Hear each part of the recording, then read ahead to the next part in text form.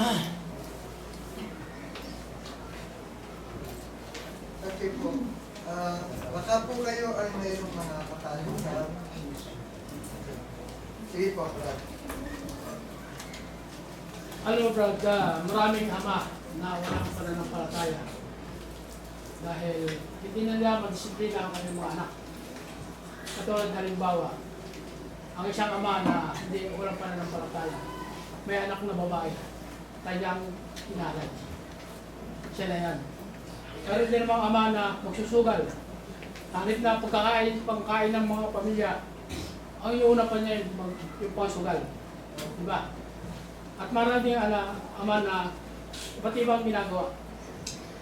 Kahit binubugbog ang asawa, maraming mga gawang ng bababae, kung ano mga ginawang kahalayan sa kanyang sarili. Kahit siya ay walang pananampalataya. Katulad ng halimbawa, ako, tinanong sa akin, ilan ang anak mo? Eh, hindi ako nanganak. Ang misis ko ang nanganak. Anak namin ni misis, sabi mo. Mali ang iyong salita.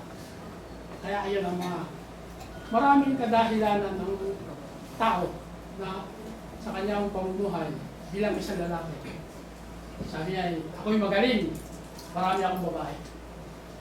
Marami akong pira. Pero ang pamilya niya, pinababayaan naman niya. Kaya maraming Brad na ang lalaki na walang pananampalataya, ganyan ang nangyayari. Nagsusugal, kung ano mga ginagawa. Kaya, yun ang masasabi ko sa isang lalaki. Lalo't sa panahon kayo na. Totoo po yan, na kung saan kapag ang padre de pamilya po ay hindi mananampalataya, maraming mga pamilya ang hindi na kakaroon ng tamang direksyon. Kaya napakabigat ng role ng isang father, maghubog, lalo na sa pananampalataya ng kanyang mga anak. May iba pupunta, no? Alam ko, ang mga lalaki, mahihain kung magtanong yan eh.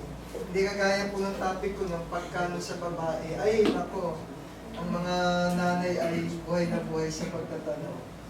Mga tatay, wala po ba kayo mga tanong? O ilan pa po sa ate? Tanong kayo ba? Hindi, kung wala na po, anyway, sige brother. Hindi ko pa mag-celebrate na hindi po na susulat sa Biblia. Sa celebration po. Wala po kasi inutos sa banal na kasulatan na mag-celebrate tayo ng kung ano-ano po minsan.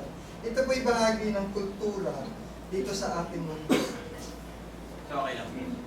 Hindi po sinabi na bawal, pero siguro naman po, gusto mo lang bigyan ng honor ang iyong father, gusto mong kumain, ginagawa mo yun every Sunday, minsan lumalabas tayo. Hindi naman po masama na isabay natin na, celebrate natin si father.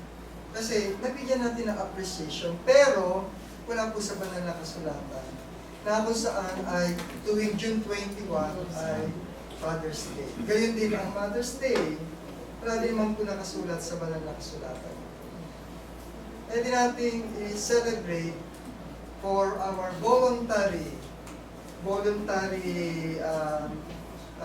treatment sa ating mga mahal sa buhay.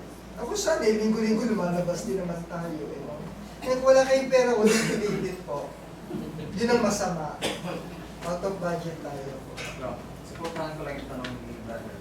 Kasi ang iisip niya po ay baka sumasangayin tayo doon sa tinatawag na takbo ng isang libutan. Hindi ko pinagbabawal sa Biblia na sa Romans 12:2 na sabi doon huwag tayo magsipag-ayon sa sanlibutan. Huwag mga ginagawa sa sanlibutan.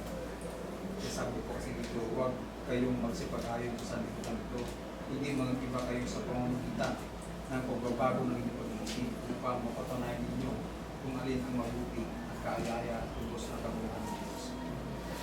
Hindi lang part ng celebration. Kasi pag celebration, minsan, normally nagsasayawan tayo, nagkakaroon.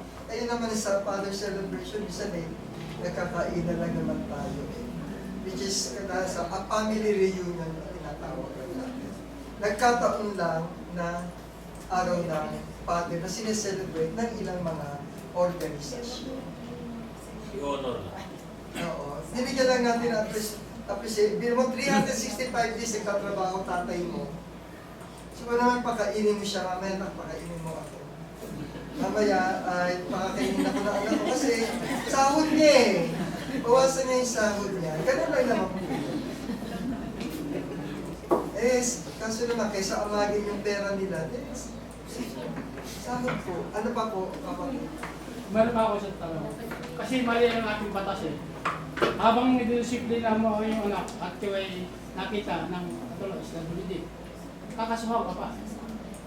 Yun ang mali. Dahil sabi ni Kristo, huwag niyo ilayo ang pumalo sa bata para mag-disiplina. Kaso lang, katulad sa mga teacher, napitig lang yung nagsumbong na sa magulang, dinayo pa yung anak. Paano mag-disiplina? Kaya yung mali ang ating batas na mga ganyan. Hindi rin naman po masasabi na mali. Ang anumang sobra at labis ay masama. Ngayon po, sa batas natin, bago ka bigyan ng husga, ay magkakaroon mo naman po ang tinatawag na investigasyon. Kahit po sa eskwelahan, kahit ikaw ay sinumbo, ay kung kalam mo walang kasalanan, idepensa mo yung sarili. Pero kung wala tayong batas na susundin, lalo na sa mundo ginagalawan natin ito, ay wala po tayong direksyon. Kaya kung alam mong mali ka, aminin mo kasalanan mo. Pero kung alam mong tama ka, ipaglaban mo. Ganda lang. Meron pa po ibang tanong para po sa ay, at last, gusto ko kasi lagi siyang maraming nais matutunan. Noon sinanay ng tanong mo pag hindi sumasama, no? Ano po, regarding po dun sa topic kanina kasi po, godly father is have the rights or power po to discipline their child po din na. Not powerful, has the power or the authority na. So yung tanong ko po is, di ba since in our generation po, marami na po yung mga, hindi po, let's say, hindi po yung gusto nila gender. Let's say, kumari po, ako po, tomboy po ako. And then, yung father ko po is, hindi niya po accept kasi parang naaapakan po yung ego niya. Tapos, by the end of it, binugbog niya ako. Tapos po, ang sabi po kasi sa Proverbs chapter 19, verse 18 is, discipline your son for there is hope. So, paano po magkakaroon yung anak ng hope if yung father po na nagdidisiplina is binubugbog po siya? Ay, mali yun. Okay, ganito lang yun naman. Okay, sa bahagi ng mga pag-aaral na ganyan, iba-iba ang kaso ng pamilya. Iba-iba yung kaso ng problema at iba't iba ang paraan kung paano dumisiplina.